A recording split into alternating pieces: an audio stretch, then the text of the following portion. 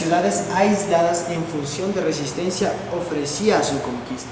Tras las luchas entre patricios y plebeyos, que son la concilia plebis, se confundieron con los comicios tribunales, abiertos a los patricios. Estos emitían los plebiscitos aplicables como las leyes a todos los ciudadanos. Elegían a los tribunos de la plebe y a los magistrados inferiores. Estas reuniones estaban contratadas por el poder económico.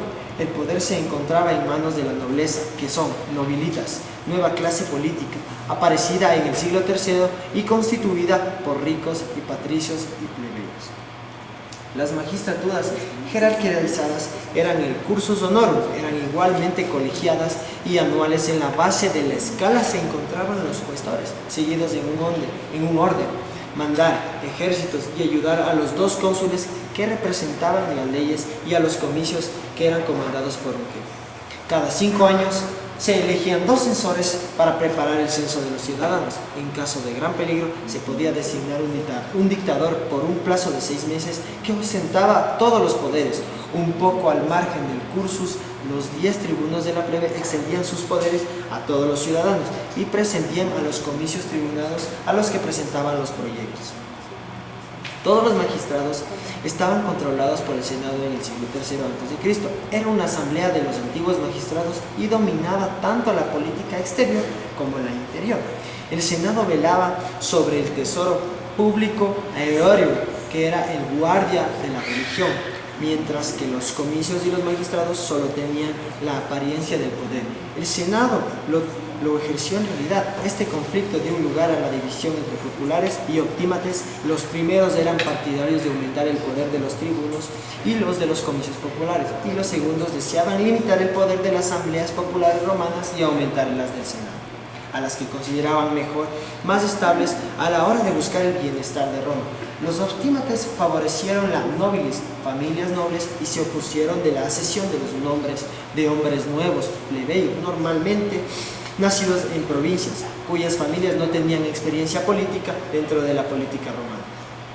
La tercera y última etapa que se dio durante el siglo I a.C. fue la época llena de crisis, dictaduras y guerras civiles, que se dieron paso al Principado y la primera etapa imperial de Roma.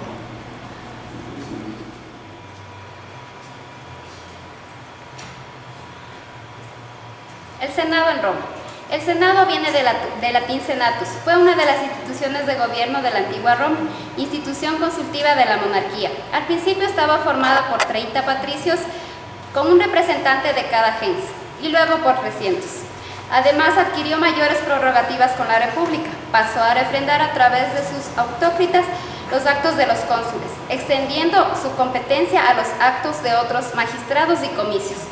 También atendía temas religiosos, conflictos entre monarquías y también entre la policía, crímenes con pena capital cuando ésta era convocada. También atendía cuestiones militares, financieras y tratados internacionales. El Senado perdió el derecho de refrendar los actos de los comicios centuriatos, pero por el contrario se arrogó el derecho de autonombrarse dictador y pronto legisló sobreponiéndose a todas las asambleas tribunales. Alcanzó un gran poder. El Senado pasó a ser un cuerpo consultivo de los cónsules al principio de la República y subordinando a estos en muchos aspectos, por ser una corporación de gobernantes sin dependencia de nadie. El Senado dirigía las guerras a través de los cónsules y a la policía de la República. Y con el tiempo el Senado asumió el nombramiento de diversos cargos, los que también implicaban designar a sus propios miembros, y además influyó cada vez más en los censores. Se mantuvo siempre una distinción entre patricios y plebeyos. La desaparición final de la dictadura permitió al Senado ocupar mayores funciones en casos graves, en especial al conferir a los cónsules la facultad especial de asimilar dictaduras, pero esto era por un tiempo limitado.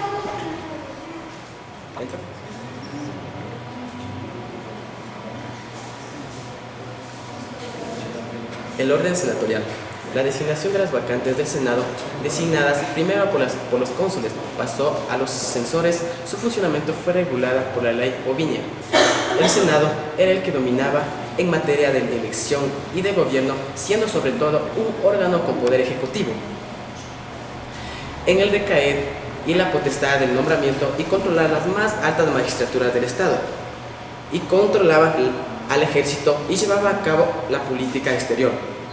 Contrario a lo que se cree, no era propiamente una cámara legislativa, aunque en algunos casos podían promover leyes, pues por un lado los tribunos de las plebes tenían el poder de vetar cualquier propuesta del Senado.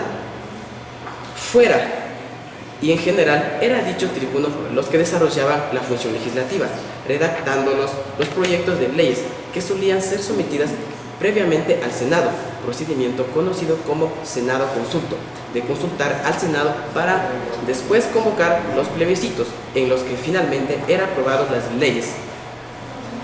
Las leyes romanas, por tanto, eran promovidas a propuestas de los tribunos del Senado y sancionados directamente por el pueblo. El paso de las leyes por el Senado no era algo obligatorio, pero sí fundamental, puesto al disponer del poder ejecutivo, podía poner o no en ejecución. Un plebiscito votaba de manera que cualquier tribuno que desearía ver desarrollados adecuadamente el programa de leyes que habían promovido se veían forzados a llegar a acuerdos con el Senado. En los casos urgentes que generalmente aparecían en un contexto bélico de crisis, el Senado podía legislar sin que las leyes fueran ratificadas por la Asamblea, sin perjuicio de ulterior ratificación que para el final de la República ya casi nunca era solicitada. El Senado, frente al rey, se dirigía a las instituciones del Consejo de Ancianos para contrabalancear a las instituciones reales. Los primeros senadores son los representantes designados para cada gens. Tiene carácter vitalicio, como el número de gens es invariable. Las sucesivas familias surgen siempre de un tronco común y por tanto se integra en alguna de las gens existentes. También es invariable el número de senadores.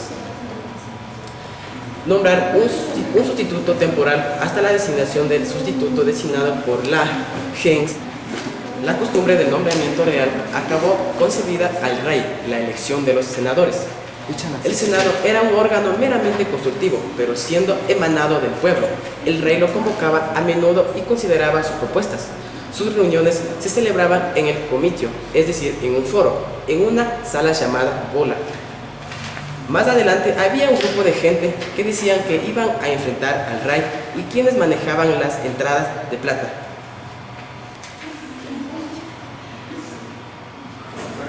Las magistraturas republicanas, caracteres, clases, funciones. Uno de los órganos políticos fundamentales de la Constitución republicana fueron las magistraturas. Significaron una apertura hacia una ordenación institucional más democrática, que no se concebía